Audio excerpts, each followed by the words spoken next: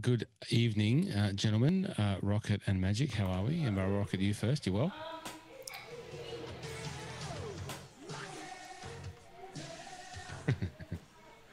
How are you, buddy? You well? I'm good, thank you. Excellent. Do not change that theme music, the entrance. No, I won't.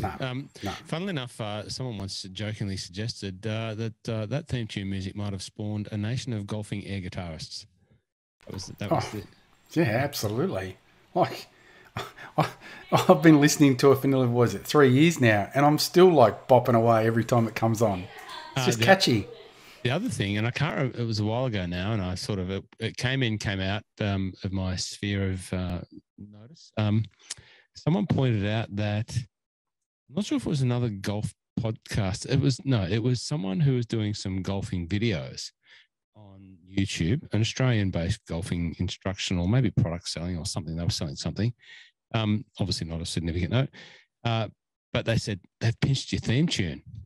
And I was like, I immediately went into, cease and desist, legal. I don't even know what cease and desist means.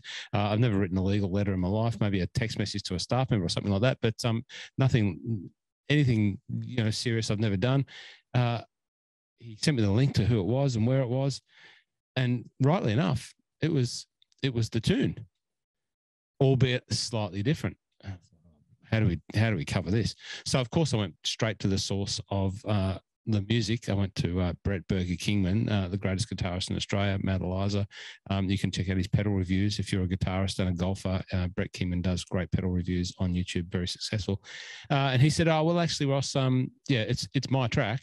I made it, but I've sampled something that he's pulled off of somewhere that you can get, general, and just put stuff over the top." And anyway, there you go. Everything was fine. He said, "Yeah, they've used the free stuff, but my stuff, the jam, mate. My stuff is the real deal, and no one can take or claim or use that without your or my permission." So here we go. We continue with the theme tune. Magic, how are you? Excellent, mate. Excellent. And I just, sorry for the delay, gentlemen. The listeners, when they listen to this, whether it's next week, next year or tomorrow, they won't know that I had all these audio problems going on, and we're probably running 20 minutes behind schedule. It's probably the triplets way past their bedtime, Rocket. But I caught the tail end of your conversation there. Once again, nothing to do with golf. We'll get to that important stuff. What's going on with cheese? Cheese. Oh, no, it's not just cheese. It's everywhere. Supermarkets. They're all battling away, yeah. We've introduced Peak Cheese Week. We know that there are some wine and cheese loving golfers out there. Yeah. That probably now are going to look towards us for some, cheeseology. Yeah. What's the latest from the King Island Dairy Company? Is there anything on special? Is there any point of being on special this week? Ooh, there's the big specials now for this time of year, all because we're running to Australia Day now. So Tasmanian Heritage is our number one cheese for Australia Day. So that's on special in Woolies. Anyone looking for a 250-gram brie or camembert, that would be the one to choose. Okay. The triple. No free ads. Yeah. Oh no. We'll just the triple brie on special at the moment. Yep. Oh no, that one finished yesterday. Oh, did it? Oh, yeah. Sorry. Oh. King Island finished yesterday. Oh, that's right. Yeah. Well, up until pre-COVID times, the staple of most, sandbelt golf courses, you finish your round of golf and you go to the bar and you get your drink, and what's over to the left side, there's a big block of cheese with a towel over it and a heap of biscuits, and you just fingered it all and got it into you. Yep. That's no longer. So the golfers are missing their cheese. So you're bringing some cheeseology, as I said. So what is it again? The triple what? Tas Heritage, the double brie and the camembert, both on special in Woolies. Once again, half price. Now segueing across, still not sticking with King Island, but coming to Drummond Golf. Congratulations to one of my playing partners from a number of the Drummond Golf franchisee events that we host yearly. We haven't had one for a while, but congratulations to Roland Baglin for winning the King Island Pro-Am Classic down there over 2 rounds down at King Island, the Ocean Dunes and the Cape Wickham course, back to back. He actually has gone back to back. He beat, I can't remember who he beat, but last time he was tied winner with Ashley Hall, who's played on tour, no insignificant golfer in his own right. But Roland Baglin, former pro at Latrobe, and now a Drummer Golf franchisee, Drummer Golf Q. Won the bloody thing. Good on you, Roland. Well done. Looked like it was absolutely beautiful weather too today. I think it was today or yesterday that I saw the post from, I think it was Air Swing was down there. Someone was down there putting up some photos. It looked great. No, under that would the card. explain why one of my mates who's a pro was playing down there and posting photos. And I'm like, interesting. Didn't realise he was flying down there, but that now explains why. Well, our good friends from Air Adventure had every available aircraft full to the brim with the professional golfing elite of Melbourne. We're talking lots of Roland Baglan, of course, Tony Craswell from Latrobe, Heath Street from where's Heath at now? He's been around Box Hill now, Commonwealth, a few others. Heath had 20-odd points in day one, blew it out. I asked him, I said, mate, what's going on? Like, you were nowhere. He said, I was blowing a gale. So obviously he didn't handle the Scottish style winds down there. But Air Adventure took all the people down there. And what did they take them down there in, Mike? Pilatus PC something? I don't know. Pilatus something. The Pilatus PC-12, the finest corporate jet in aviation, small to medium range corporate jet flying above the clouds, not under the clouds or not through the clouds, but above the crowds definitely, and above the clouds, where the big jets go. And but I think they had every PC-12 in the country and a couple of other flying the people down. Well done to Air Adventure. Well done to Johnny Perrott. For putting on a great event, and well done to Roland Baglan. But there were far bigger tournaments to be had this week in the world of golf. Now, let's get straight to the big one. Who wants to lead off with what happened in the tipping comp? What's going on there? The tipping comp? Well, Rocket better tell us what happened with his picks to start with. I don't actually know if you guys know, because you don't seem to appear on the pages. People turn to us for the good stuff, and two of you aren't anywhere. No. My God. That's true. Well, we did say last week that you could join at any time because there was going to be a solid chance that people would miss the cut with their picks and not get a point. And I can say that 50% of the people that put in their picks didn't get a point. But you didn't get a point, Rocket. I thought you picked Russell Henley. What was that about? Yeah, I did pick Russell Henley, but then for some reason, the bloody app thing was saying, do you want to pick an alternative? And I picked Zach Johnson. And what I didn't realise is that changed my pick. So I don't have the secondary one. It's like it is truly one and done. So when I was looking at it, and I'm like, why am I not on the leaderboard? Yeah. And it's like, oh no. You can pick Russell this week though. That's the upside. You don't pick him back to back. It's not 2012. There were two people that picked the winner in Hideki, the Shermanator and Nomadic Golfer. I don't know who I think the Shermanator, I've seen that name popping around here and there, maybe on social somewhere. I'm not sure who Nomadic Golfer is, but they did very well and picked the winner first up. Do you know either of those guys, Ross? No, I don't. But my sense of inquisitiveness wants to know who the Shermanator and Nomadic Golfer is. If you can drop us a note, just DM us at MLOG Golf on Instagram. It'd just be nice to put a name to the face to the Insta handle, and if you want to remain secret, because that's your handle, that's fine. Someone's got a really good secret calling themselves Ross's Play with Min Woo Lee. We know who you are, but. Well, it'd be great to just have a little bit more personal contact, through the Instas and whatever else it is with the team. How many are we up to? We got 50 yet? 50 plus, yeah, about 55. That's awesome. 55 tipperoonies. That's very good. And again, join in. You can join in this week, and you're starting with Rocket and me. Yeah, exactly. We're equal 26th of 55. Yeah, we're not far off DFL. At least we all offer something different, Mike, you've got the form guys, you've got every stat under the sun. It's Mike Starter Lake. Exactly. You've got spreadsheets with more computations than I've ever computated in my life. Rocket, you've just got this innate craft and sense and just to smell a winner and just to, know the history. Looseness. The backstory. Yep. You remember when they hit out of the rough and they got up and down, and that's why they were going to win. And I got no idea. if you want to have an omen bet, follow my omen bets by any chance, because as I said last week, Christian Bezoiden, who finished reasonably well, he was up there. He wasn't. He did. Well, you're fifth. You're fifth place, clear fifth with $114,000. So thank you very much. This week's tip for me, once again, an omen bet. I could have flipped the coin and gone for Rusty Knox, but I'm going to save Rusty Knox for later. Rusty Knox will be the power play at some point. I'm just not feeling with Rusty, even though he carried some form in. He's carrying some form, and I have no idea. If Graham McDowell performs in the desert, but I've just gone with the Celtic spirit, the Celtic thunder, you could say that, and picked the Northern Irishman, the GMAC. Anyway. I like it. You like GMAC? No, not at all. But that's the thing about golf. Like exactly what you just said and what we've said all the way through. You can do all the homework in the world.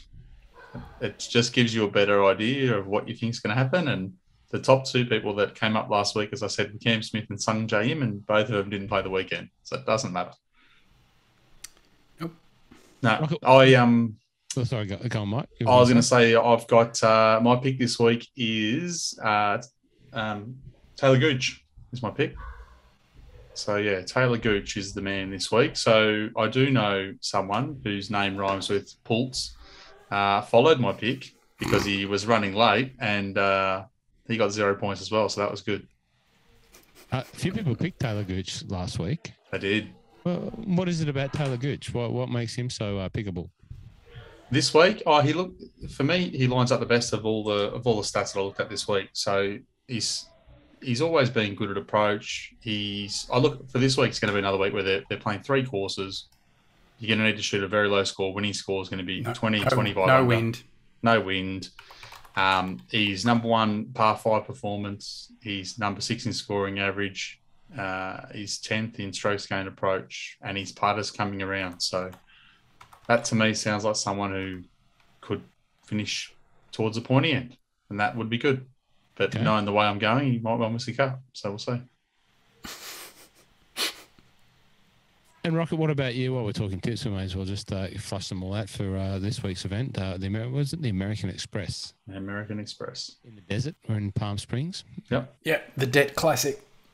I don't know. I'll have to maybe I'll reveal that one a bit later. I haven't had a look at the field and got a feel for who I want to throw my one and done at. Okay. Yeah. Well, you've got another day. You've got to have it done by tomorrow, yeah? Yep. No, I'll announce it before the Okay. The American Express played over 3 courses in the desert. Is that correct, Mark? Yeah, 3 courses. Main course is PGA West, I think. The stadium course where they play one of the 3 in the first 3 days. And then the Sunday, they do a cut after 54. And then they play PGA West for the final round again. The other 2 courses are? La Quinta and I can't remember the third. I wonder if they're all on that property. There's a PGA West. There might be La Quinta. There's a Nicholas course and a Palmer course. I'm pretty sure they're playing the Nicholas course. Yeah, is one of them. Yeah, they're definitely not far apart. They're all in the same region. It looks like here they're just playing 2 because it says just PGA West and the Nicholas course. That last year they only played 2, but then they go back to the 3. Back to 3, yeah, because the pro am. So last year they only had 2 because there was no AMs with COVID. So this year they're back to 3, and it's one of those tricky ones. Like normally when you're looking at a course and you're looking at the form, you can say, oh well, this course, it's tree lined, it's this, it's that, but they've actually all got their own little individual characteristics. The only thing that's going to run through them all is, like Rocket said, the weather's going to be pretty benign. They're going to be pro-am pins, so these guys will eat them alive. Yeah. And in those sorts of conditions, my guess is the score will be 20 to 25 under. We'll win it. So you've got to be able to make some birdies. Probably not going to suit my pick, Graham down. I can probably change it, actually. I can probably got time. Are you allowed to change? You can change up until the start. Cutoff. Yeah, definitely. Yeah, I might have a look at take that a bit more serious now. See, I'm now going to go away from the omen and go serious, and that's probably going to blow up. That's it. Yes. It's like if you accidentally put a bet on in the TAB, you never cancel it because you know what happens. It wins. Anyone played at PGA West among the 3 of us? No. Never played up there. Oh. Palm Springs. So only me then. Yeah, there you go. Yeah, I knew where this is like. As soon as he said it, this is in the realm of has anyone played with Minwoo Lee or Camp Pillow? Okay. So I knew where I was going. I can't roll any other. There's no other ways that I can roll. Sorry, Rocket. But finally, we were getting a bit nostalgic. We were watching. Mrs. My Love and I, of Golf and I were watching something earlier on TV called Secret Scotland, and we were getting a bit nostalgic, wanting to go and visit the family and do all that sort of stuff and play some golf and see some of these great sites in that great country. But your backdrop there, Mike, and if you want to check Mike's backdrop out, you've got to check that at the YouTube channel, or probably going to be on the Instagram photo. Your background has also made me nostalgic for visiting PGA West and Palm Springs, where I visited as a kid in 1987. We've probably talked about that before, but that hole is very, very special to me. I nearly had a hole in one there. Really? Yeah, I nearly had a hole in one. I was a worse shot. It was a knifed 6-iron PGF Aristocrat SB 6-iron. It was the week after the Skins game where Trevino, Zeller, maybe Nicholas, and I can't remember who the other one. It might have been Norman, but I can't remember the foursome. They played there the week before, so I was there the week after, and that was the year that Trevino holed out. Yep, I remember that. I've seen that video. Yeah, there's some great video of that. And they were playing the back tees, so I said to my host father, I said, Lee hit a 6-iron, so I'm going to hit a 6-iron. I'm going to go to the back tees, and I thinned it. I caught it at the bottom, sort of bottom groovish, but it literally ended up on the lip of the cup for a hole in one. But I love watching him hit that, because I can guarantee that at some point over the weekend they're going to cut to some footage of PGA Tour player X or amateur X who's knifed one over and then has to chip back over the rocks onto the green, or has one rattling around in the rocks that then somehow either stays on or they're trying to chip out of those rocks. It is Disneyland of a golf course, like obviously it's a stadium course, so you can see why. It's just got all of the hills and the humps and the hollows and the green grass, and then in the winter. So what are they coming out of? They're in winter now, yeah, right. So, the rough will be brown. It's just it is Disneyland. You can see in your background there the snow. Now, I couldn't get over it. We just came from Cessnock at 35 degrees, end of November, and we pitch up to this place. During the day, it's shorts and t-shirt, and then there's snow on the mountains. Just did not compute. There you go. So, anything else for the American Express? What else are we seeing? No. That for me, Taylor Gooch is the pick. I think Henley will go well again. Sung Jin will go well again. The two guys we all liked last week. Seamus Power, our favourite Irishman, he'll go okay. I picked the wrong Irishman. There you go. That's right. You did. And maybe Matty Wolff. Matty Wolff looks like he's doing a little bit of work on the range, but he sort of came good towards the end of last year, and it wouldn't shock me to see him have a good week either. Okay. Now, Rocket, we need to talk about last week's event. What did you think of that? Did you catch the highlights? Did you see that final playoff hole of Hideki Matsuyama Yokodeki Mashita? Yeah, I watched the highlights, and that was just ridiculous.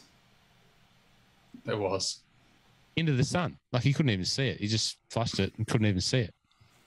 No, it was... First, it was the tee shot. I don't know if it was... I don't know if you saw the PGA Tour tweet. Tag a mate who would probably hit a tee marker. Yeah. And I tagged Zach Johnson. I'd tag myself. I don't know how many people get the Zach Johnson one. Yeah, he did the Masters on 13. Tag a mate who would hit a tee marker, Zach Johnson. And yeah, the tee shot, in regulation, just he threw everything at it, and then just that 3-wood in the playoff, that was just he put the screws into him. He really look. People sort of say Russell Henley threw it away. He didn't really do anything too wrong. He just didn't go out and win it. Whereas Hideki just went killer mode. But the thing is, though, I think he played the 18th. I think he parred the 18th every day. I don't think he birded it once. He lipped out for birdie in regulation and par 4. And I mean, it was probably 15 feet. And it really just lipped out. That wins it. He taps in for par and goes to playoff. But you look at every other round, like his first round, he's messed it up when he tried to hit that. He's hit the bump and run up the hill wherever everyone else is in the flop shot. Yeah. He's played the 18th hole par 5 in even par. If he plays that how he should, it's a non-issue. Yeah. Look, it was a bit of a nothing tournament. Really, the highlight was I wasn't even watching the final round. I thought Henley was home and hosed in the betting world. He was being traded at $1.04. So $1.04, not too many of those get beaten down the stretch. And but as soon as that 2-shot swing on 12, I think it was, where Hideki's ripped one in there and made birdie, and then Russell's made bogey, big 2-shot swing. All of a sudden, it's like, oof. Yep. No, exactly. And look, Hideki did, and we've talked about this every other week, and normally we're talking about it with Cole, right? Hideki's the same as Cole. He's not a great putter. Now, what did Hideki do this week? He was like nearly first in the. Was he first for the week? Strokes gained putting for the week number 1. Round 1, he picked up 2.5 shots. He was pretty much flat round 2. Round 3, picked up just under 4 shots on the field. And then the final round, just under 1. But they're the perfect greens for him, right? A good old, I think they're Poa. I think so, yeah. I think they're Poa, and they wouldn't have had him running too fast because of potential for the wind. Yep. And they're small, and again, it's the ball striking thing as well. Like you see the people that are at the top, it's a ball striking game because the greens there are not massive. So, his last 5 starts. So Fortinet, he lost this is for the tournament. For the week, he lost half a shot putting. At the Shiners, he lost half a shot putting. CJ Cup, he lost 2 and a bit shots putting. Tournament of Champions, he lost 0.3 putting. And then this week, he gained nearly 2 shots putting, and he wins. Like, you can catch the guys that have that. You get the ball strikers, you just find the guys that are a bit weaker in those things that are on an upward trend, or you catch them on the week where their weakness is okay or better, and they win. Potential. Well, you think, what's that? 3 wins for him now. So he's had the Masters, the Zozo, and now SONY. this. Yep. In under 12 months. He hasn't really done that when everyone's been expecting him to be the, blast on and churn out a couple of wins a year. Yep. No, so I've said it before. Maybe he has confidence, right? Absolutely. He's the guy this year that I could see having a monster. I'm not just saying this because he won. I think I said it the other week. He's the guy that I've always said I would never bet. He's the guy that just does not win. But he's now finding weeks with his putter. If he finds weeks with his putter, he's going to win. He will win. Yeah, you almost got to find those. What are those, like the same as you said, same as Colin? It's like, what are the courses that he's either historically performed well at, and you just go, what's his form been like? How's he leading up? And then, might be able to get a few shekels off the Hideki. Yeah. He's clearly a confidence-oriented player, and I just wonder how much confidence that he carries, speaking of the Jamie Glazier, putting those mental pictures into the filing cabinet, those last 2 shots on the playoff hole, the tee shot, and then obviously the fairway wood into the sun. That's got to give you confidence that, you throw anything at me and I'm ready to go because, I'll rip a draw around the corner from behind a tee block and then hit a laser sharp fairway wood into the sun and just, walk off and tap it in. You'd be pretty happy with yourself after that, and you'd think, well, I can do anything after that. Nothing's going to get him away. Definitely. Well, the other thing as well, you think about the confidence side of it, you just think of I was just thinking about it then, it's like the culture and the nature of, Japanese. You think there's a humility, and it's like, how do you find the balance between being humble, but at the same time having a healthy bit of ego where you're competing against someone and it's like, I'm going to take this 3-wood, reach down into your soul and rip your heart out, which is effectively what he did. And it's like finding that balancing act. And I'd say he would be the type of person that would be probably trying to not stay true to himself and not get ahead of it. And he's a little bit older. You know, he's kind of finding that balance between being just Hideki, but at the same time being a little bit of a killer. He's fighting off the desire to be like Miyagi-Do, but really play like Cobra Kai. Been watching too much Netflix, Ross. He wants to be under Daniel LaRusso's wing, but he's really playing like John Kreese. Yeah.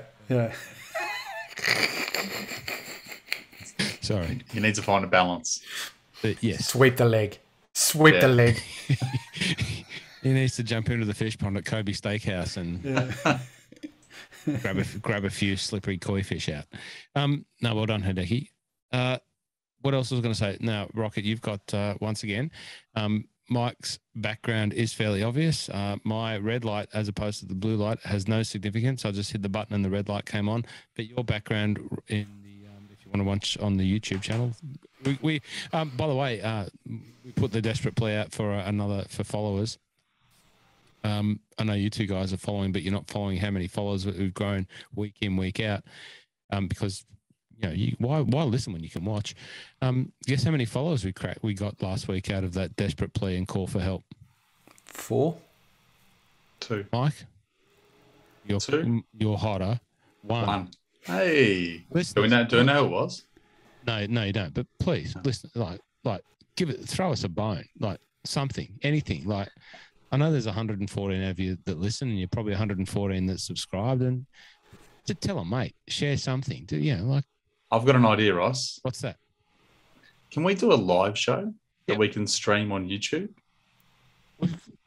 Apart from me turning up on time and getting my microphones and all this recording studio to work properly, we can do whatever you want. I reckon we should do this.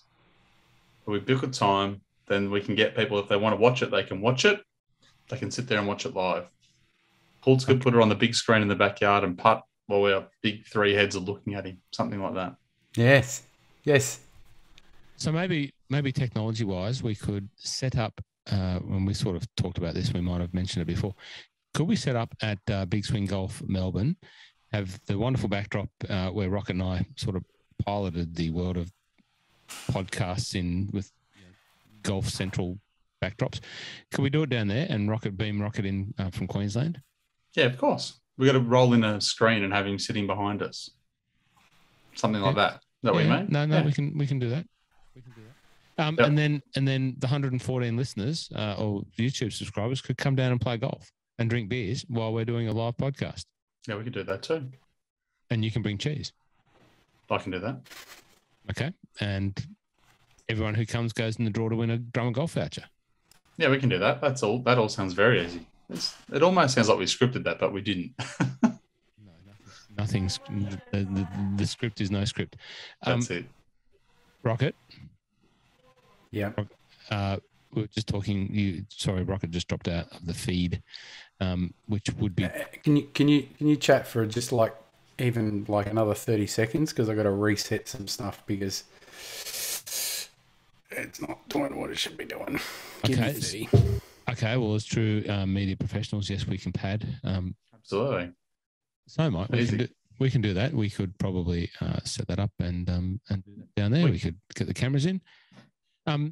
Because I know how to film down there now because I've been filming some drum and golf vlog type content. The latest one is on the Zexio 12 family. I start off with all the Zexio 12 product, which is driver, fairway, hybrid, irons, plus the new Zexio X range. And I start talking about it, turn the camera on, and I know how you can probably think, or how can you talk for 20 minutes about golf products, Ross, of course. But I've been sort of clipped at 5 minutes. I've got to package it up into 5 minutes. Very hard. Yep. Very hard. But the latest vlog video there is all chopped up and it's on the Drummer Golf YouTube channel. If you go over there and subscribe, that'd be great. But you can see my little vlog videos coming out, 5 minutes, just a bit of product introduction. We'll do some more of that.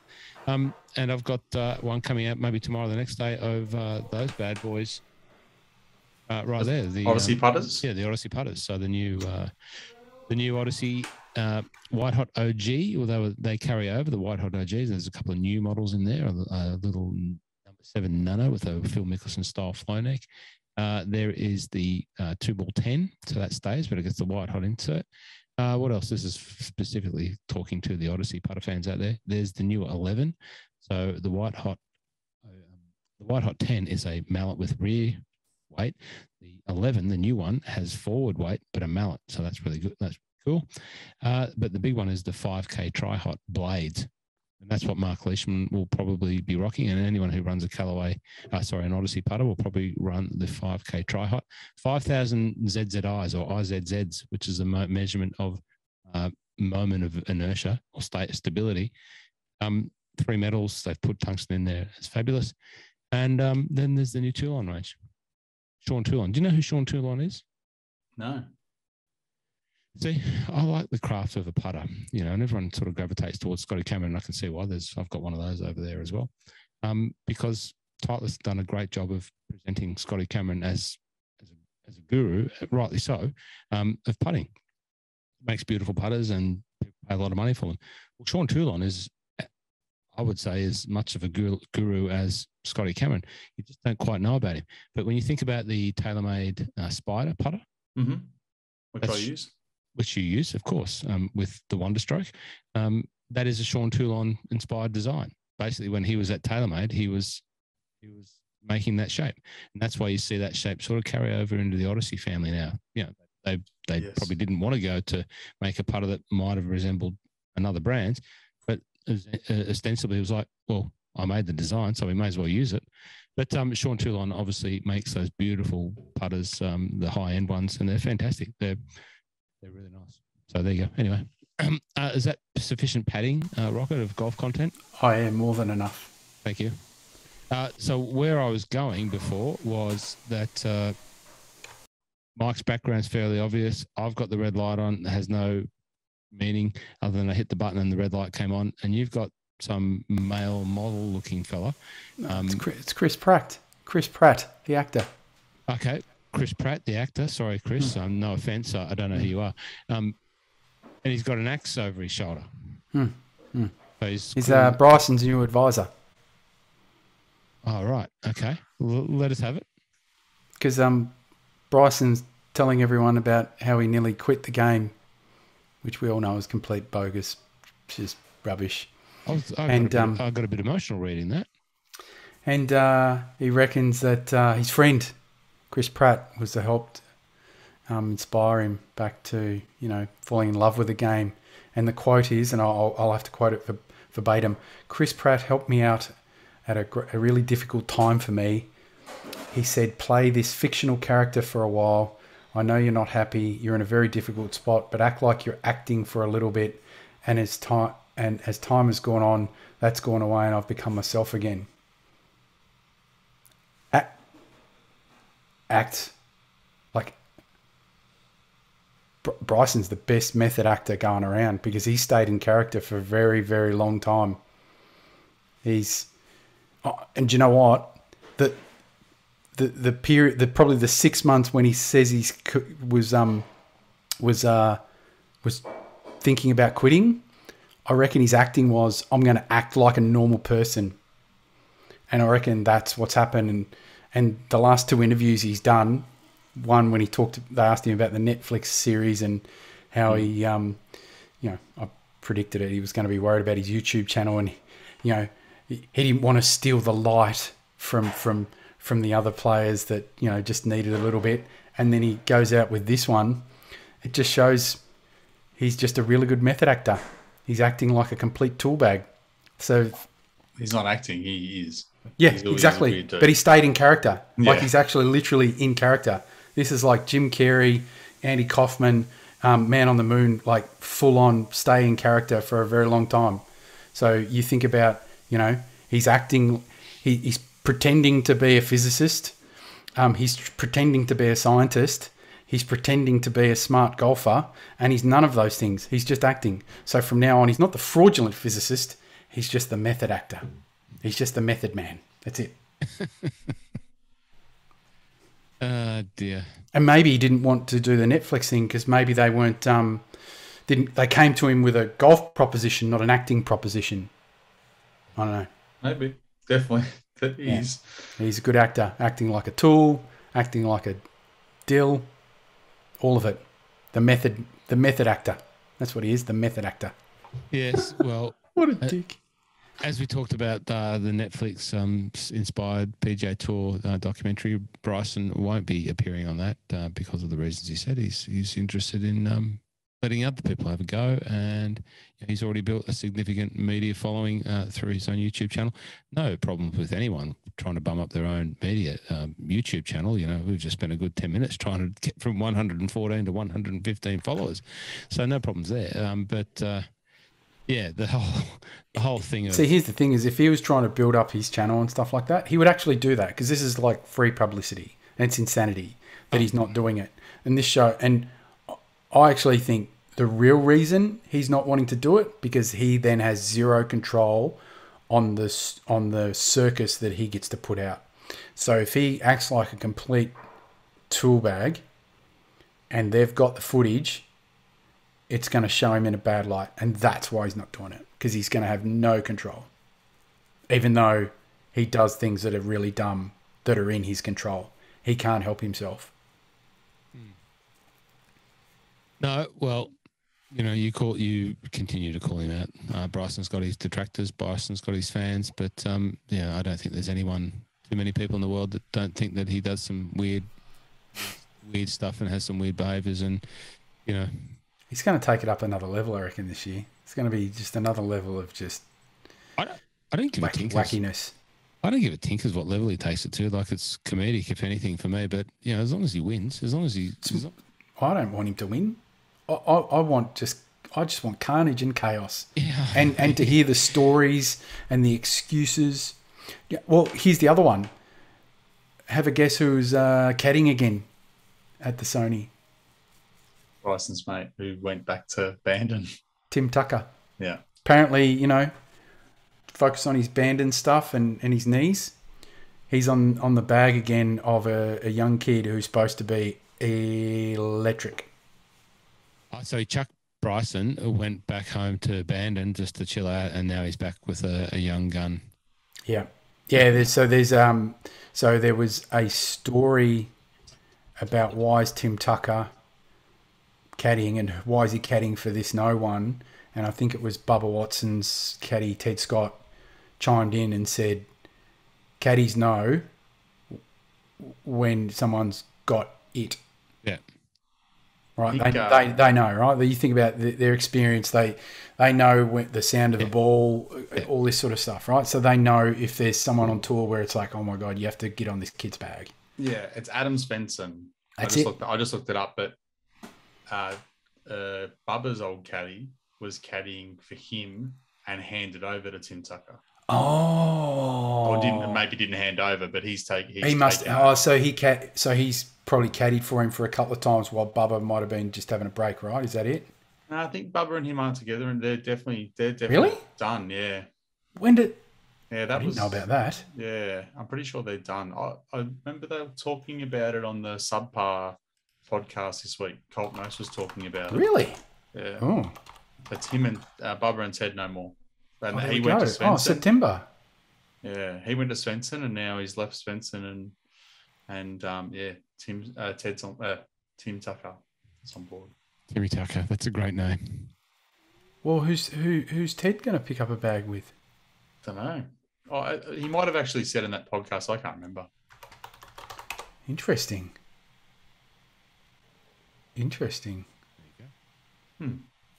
Yeah, I can understand why Ted's probably just jumped off the Bubba bag because, Pray for Ted Scott. And Bubba would be a different character to work for.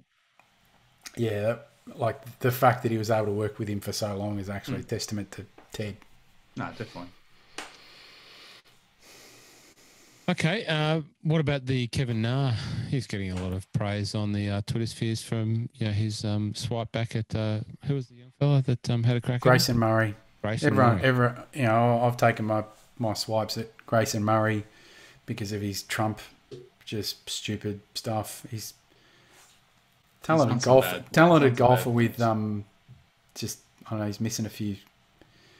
He's struggling with alcoholism, and he's either lost his card or taken. I think he's on the Corn Ferry. Yeah, because he's the one who made that big push to the tour last year about saying that they don't do much to support the players that are going through issues and bits and pieces. Yeah, he's taken a few shots at the tour and stuff like that. Yeah, it was an interesting target by. I mean, it was an interesting tweet by him, but it was an interesting target to go back at from Nah.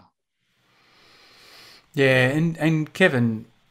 I listened to the interview that Kevin was doing when he talked about it, and there's a part of me that thinks that it was reasonably funny, but it's like it's a no one target.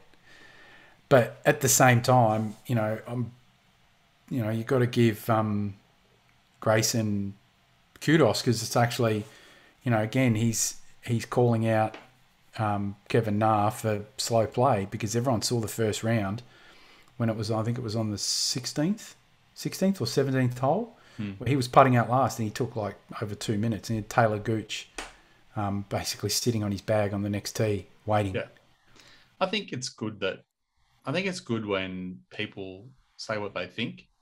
Both of them have clearly done that, but at the same time, I think they have a personality that they need to be able to rein in sometimes what they want to say or say it in a way that probably comes across better. Like if someone wants to interview someone and say, do you think, someone asks a question, do you think Kevin Na is a slow putter? And they said, yeah, look, he is, he battles with whatever else you want to talk to it and say it's disappointing and it affects other players and this is how it is, and not being necessarily constructive about it, but at least saying what you think.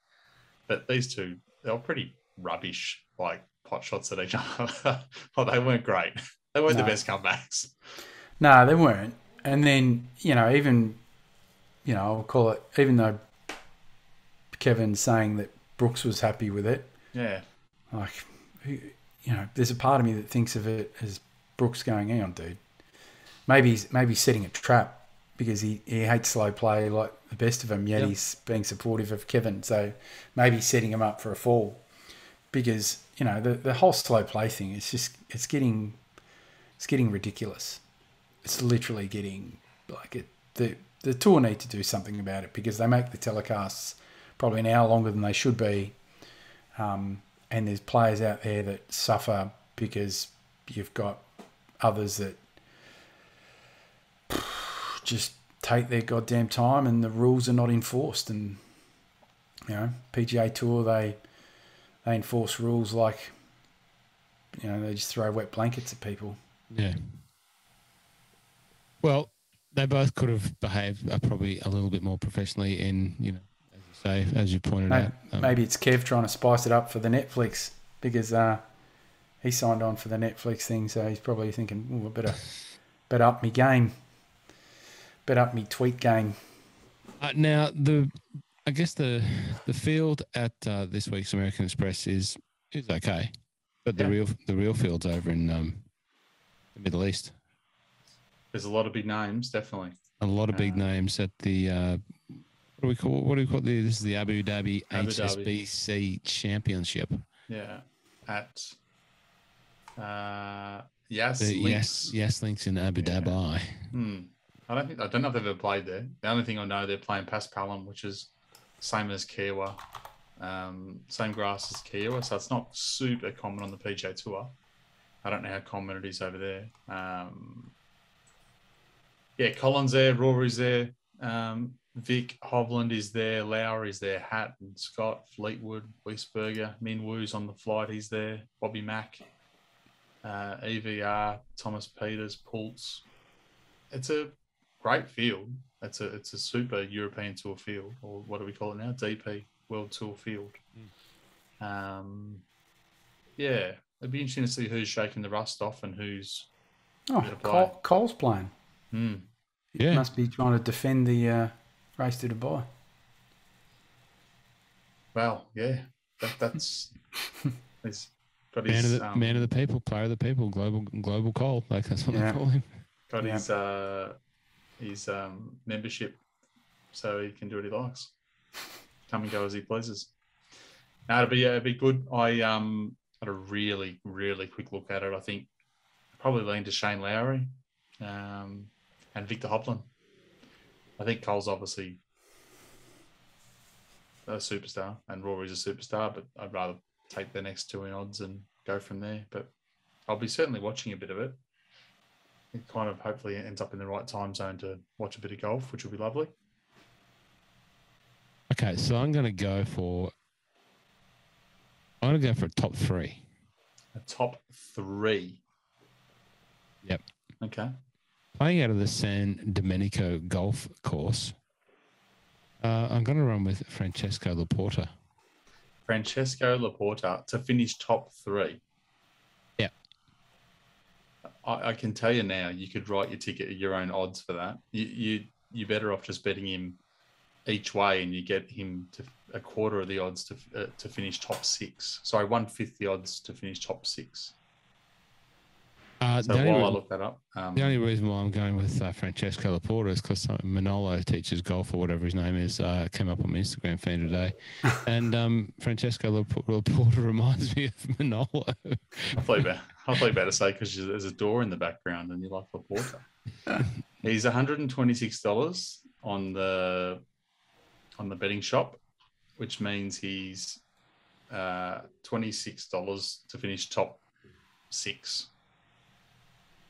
So Okay. it's not the worst. Maybe I'll go top five, but yeah. Anyway, I said top three. We've got a few Scots. We've got the top Scot. Doesn't matter. He'll always be top Scot in this weekend's event. Colin Montgomery is playing based out of the Royal. Monty's on based out of the Royal Troon Golf Club. I like how the DP World Tour are putting the players attached golf clubs beside their names. I like that. We've got in the Scottish ranks, we've got Grant Forrest playing from out of the Renaissance Club. We've got Davey Law, and of course we've got the Oban Express, Bobby McIntyre. Where does Bobby play out of? Scott Jamieson, Mark Warren. They don't have clubs listed against them. David Drysdale from Eyemouth. There's a lot of Scots playing this week. Ewan Ferguson from Bearsden Golf Club. Don't know where that is. Where's Bobby Mack? Where's Bobby Mack? Where's is he out of Oban GC? I can't remember. There's a massive field. Massive field. Some great Aussies playing. Blake Windred's playing. A couple of good young fellas playing. There we go. Daniel Young from Scotland and Ewan Walker from Dundonald and Kings Barnes played one of those courses, Dundonald Links. Blake Windred from the Aussie. Who else we got? We got Minwoo Lee from Fremantle. Wade Ormsby. Wade's playing. Yep. Maverick Ancliffe and Jason Scrivener. And Adam Scott. And Adam Scott. And Scott Hend. Scott Hend, of course. Who's top Aussie? Rocket?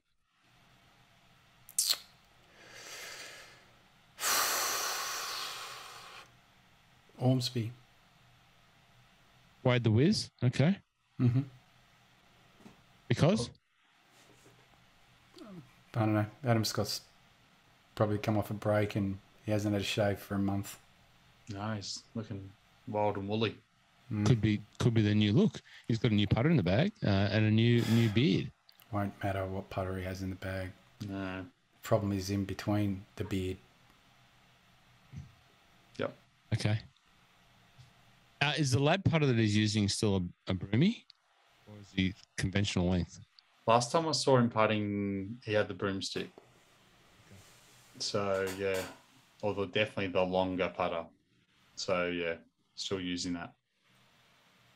You can't get past Minwoo Lee for top Aussie, surely. As much as I love Wade to be top Aussie, but no, you can't get past Minwoo. Minwoo's been doing a bit of flying, so yeah, I'll take Scrivener just to mix it up. The pirate. Minwoo's been on the ground since Monday. Like he was there on Monday night, mate, having dinner with Wade and one of the English. I did say that, yeah, on his guys. socials. So he said he was getting his mature side attended to by having dinner with the old fellas. Yeah. He's a funny young kid. Have some respect for your elders. I can't go past him as top Aussie. What about you, Mike? Who are you tipping for the whole shebang? Yeah, I'll stick with Lowry and Big Dublin. They're the only two I like. I wouldn't touch anyone else. The odds are crazy on Morikawa and Rory. They're very, very good, but single digits is not exciting me. Not for the small amounts I'm would be outlaying. And then after that, yeah, it's all guesswork. Like I said, it's the hardest parts about these tournaments is we've got guys like Minwoo that have been playing Aussie PGA, jumping on a plane and shooting over. You've got some guys that are coming straight out of a European winter, been hitting balls inside. They're going to get time on the ground there to warm up, absolutely. But yeah, there'll be some people that'll be shaking off some rust. Okay. What else have we got? Got the WPGA event next Monday and Tuesday at Latrobe Golf Club. Yeah. Sponsored by Drummond. Drummond Golf Preston, Drummond Golf Q, and Drummond Golf Melbourne. So yours truly will be representing Drummond Golf down there in the Pro-Am in the afternoon on the Monday. Nice. Interesting day. Obviously, it's a 2-day event. So the ladies, the women are playing.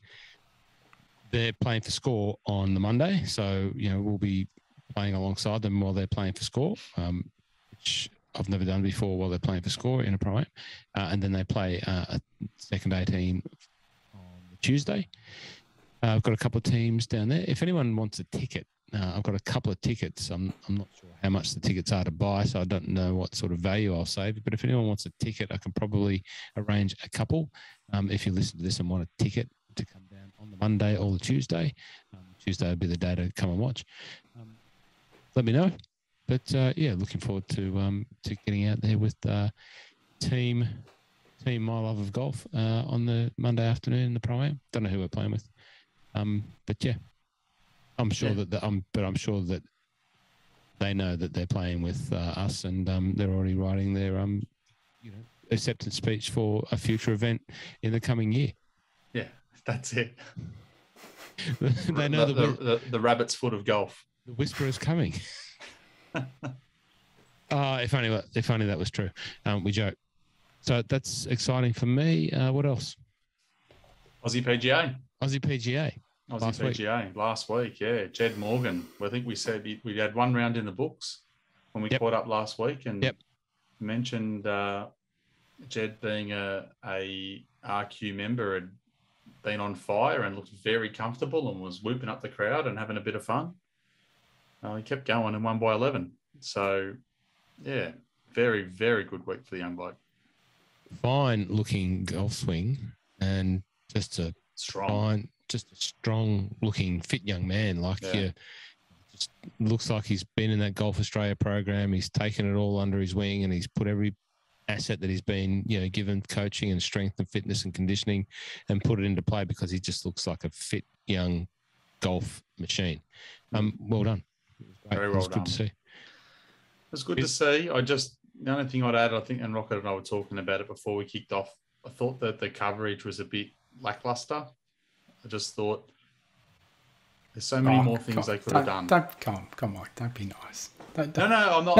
I'm not. It's not. I'm not going to be not nice or nice. I'm going to be constructive. I think that the days of us having a golf tournament on TV where we're just literally repeating the same sort of coverage we've done 30 years ago, you just can't do anymore. And I don't understand why we would. And I said to Rocket before we started, I played golf on Sunday and it was 20 of us that played at Kerr Lewis. And if I'd asked those 20 guys about the Aussie PGA, I'd be shocked if any of them even knew it was on, which is just terrible. And, with the women playing alongside them, there were so many things I was sitting there watching that they could do that they just don't take advantage of. You've got mixed groups, right? We know that the women are playing off on majority of the holes off a forward tee. Now, we know that as golfers, but it's almost like it's a smoke and mirrors that, right, this person's teed off, then we're going to see Suo tee off. Now, there's no call out that she's from the front tee or the back tee. There's no call out. How good would it be if they said, this is the par 5?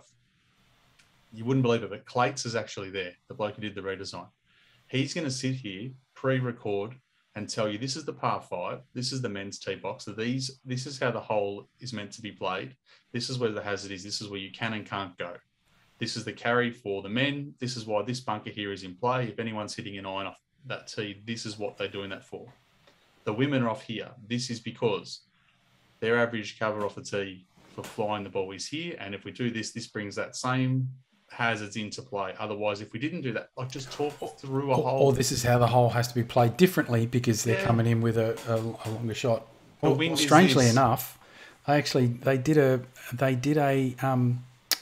flyover with a drone and recording with Jeff Ogilvy doing hole by hole. So just do something that's going to talk to how the women and men play that hole and how it works and why it's different and why they have different tee boxes. And like you said, the shots that they're hitting in and where you can, like the guys, and it's not against the guys like Ports and Gowie and the guys that are in the commentary box. They've got in front of them what they've got in front of them. And I know they don't have the budget of a PGA Tour. They've only got X amount of cameras and X amount of people. It's not that. There's little things you can add to it to spice it up and do something different. You have a tournament, which is extremely rare, if not the only tournament I could even think of, where men and women are playing alongside each other outside of the Vic Open. It doesn't happen. Make the most of it, and they just didn't do it. That was just really disappointing to just put up the same. You know, he's going to hit it here because he can't hit it there, and this is the shot here, and he's going to go through. Okay, cool. This could have been this again, and you know, as we spoke about, this would have been a perfect one where they could have taken the risks and just had to do, you know, a couple of people on the ground following, just mic dudes, one per group for 5 groups or whatever it is, the ones that are with cameras. Yep. And just try and get a microphone near the player and caddy, and you don't have to have them run live. You can do some edits if you wanted to, because there's enough footage and stuff like that. So they could have actually done a little bit more of that. Yep. And the difference between, you know, the conversation that might be had from a, you know, you're going to get a couple, like you're talking about the different shots between the men and the women. They might be in a similar spot on a particular hole, but they have a different conversation about the shot they're going to hit. Yeah, and it's like then you can contrast it with, you know, between the two. And they definitely had the normal mic picking up the caddy convos, but like you said, you can extrapolate that and make it amazing. Could you imagine they just pick it up in conversation and the commentary guys stop talking and that's just the normal coverage? But imagine you picked up that whole conversation and then reworked it so that, like you said, you could cut it up and say, right, this is how they talk through that shot and this is why they did. That would be awesome. That's something I'd be interested in seeing. Like, you know, you think about those first 3 or 4 holes in on the Saturday, where what was his lead? Was his lead only about 5 or 6 or something like that? It was a fair bit, yeah. He was. But the guy who's playing has come out of the gates like was it Andrew Dodd? Come out of the gates like I think he birdied the first 3 holes or something like that. Dobbler definitely birdied the first couple. And then so you know what would be better than hearing, you know, Jed's got a particular shot. I think it was into 3rd. I think it was par 4 with a pin tucked in behind, and you know, Dodd's actually ripped one in there. Like it's like you know, he's applying the pressure. You know, and all you're hearing is what the caddy and that are talking about, and the one they're talking about the shot, and then the execution of it. Like that's the stuff that people want to hear because we've already got a television. We can see the shot, you know. Don't tell me what I can already see. Yeah. Like, tell me something I don't. If you're not going to say anything that's going to change and add value to the telecast, do something that does because it's something different.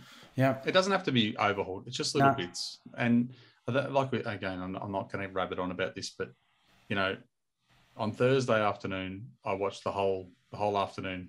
So, you know, Dobbs had a putt on one of the holes for par from about 7 feet. So I'm waiting for him to make it. I think he was playing with Jed Morgan and Jed. No, he was playing with Smiley. Elvis Smiley made a putt, and I knew that Dobbs was coming up to his 6 or 7 footy for par, which was going to be, you know, a bit of a crunch time. And then they cut to someone else, and then they cut back to the group, and Dobbs on the tee, the next tee. I think I'm like, I actually what's going know. on here? Was that like the 6th or 7th or something? It was early days, yeah. Yeah, and I'm like, hang I'm on, I didn't see whether he made it, and you haven't even put up what score he's on in the graphic so that I can actually calculate whether he made it. And then they went to the commercial, and the scores came up.